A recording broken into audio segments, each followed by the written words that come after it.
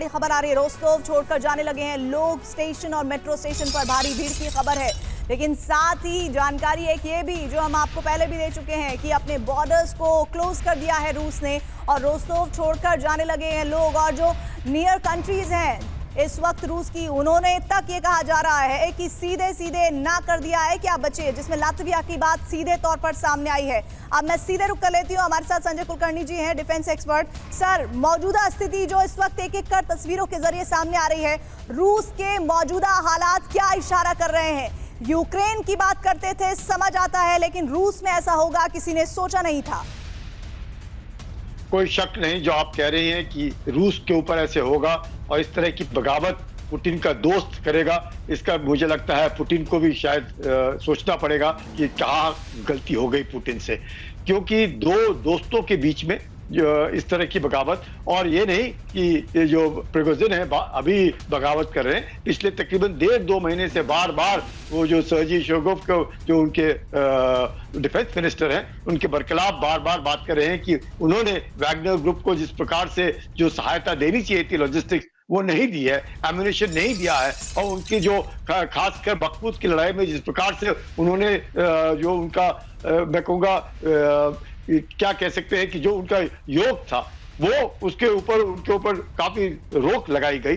तो इसके ऊपर उनको बार बार उनको लग रहा था कि शायद उनको वो जो मिलना चाहिए रूसी सरकार से, वो नहीं मिल रहा है। अब देखने को मिलता है कि बगावत तो हो गई। देखा है, ये हमने देखा है, हमने घरेलू मंच पर भी देखा है, मोर्चों पारिवारिक लड़ाइयों में भी देखा। और अब देखिए, जब एक देश दूसरे देश से लड़ रहा है तो वो देश खुद ही कैसे अपने आंतरिक कलह से जूझ रहा है। ये भी एक मिसाल है कि किस तरह से अब क्रेडिट लेने को लेकर एक अलगाव हो गया है वैगनर ग्रुप का। रूसी आर्मी को लेकर एक अलग रुख है और साथ ही व्लादिमीर पुतिन को लेकर राष्ट्रपति हटाने तक की बातें आ रही हैं। बड़ी खबर यह है इस बीच, रूस में विद्रोह पर पूरे यूरोप की नजर है। लातविया के विदेश मंत्री का बयान आ गया है, रूस के हालात पर हमारी पैनी निगाह है। सीमावर्ती इलाकों में सुरक्षा कड़ी की गई है और सीमावर्ती इलाकों में सुरक्षा कड़ी करने का मतलब ये भी है कि अब निगाह रखी जाएगी कि आखिर रूस से लातविया कौन आ रहा है, कौन आना चाहता है और लातविया इसको लेकर क्या चाहता है। बड़ी जानकारी ये। लेकिन मॉस्को में वैगनर के खिलाफ किलेबंदी हो गई है। मॉस्को के एंट्री पॉइंट्स पर चेकिंग की जा रही है। और ये क्यों चेकिंग की जा रही है, साफ मतलब है, वैगनर फोर्सेस कह रहे हैं कि अब हम बहुत ही कम दूरी पर हैं। बहुत ही कम दूरी का तात्पर्य ये है कि अब किसी भी वक्त मॉस्को में वैगनर ग्रुप दाखिल हो सकते हैं। केपाशा जी मेरे साथ जुड़े हुए हैं। केपाशा जी, ये बार बार कहा जा रहा है वैगनर ग्रुप की तरफ से कि अब राष्ट्रपति बदलने का वक्त आ गया है, ये सिर्फ गीदड़ भपकी है। दूसरी बात, मॉस्को पहुंचना वैगनर ग्रुप की सिर्फ और सिर्फ चेतावनी है या वाकई वो पहुंच सकता है?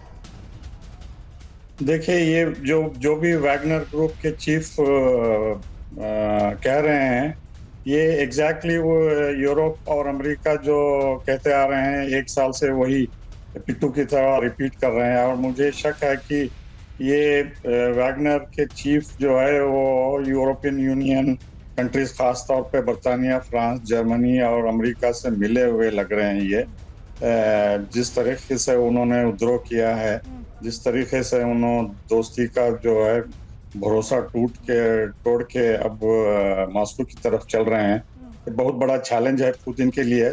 लेकिन मेरा मानना है कि ये चूहे की तरह है। ये 15 लाख से ज्यादा रूसी फौज है, पूरा पैरामिलिट्री फोर्स है, एयरफोर्स है और दूसरे बहुत सारे आसार हैं पुतिन के पास।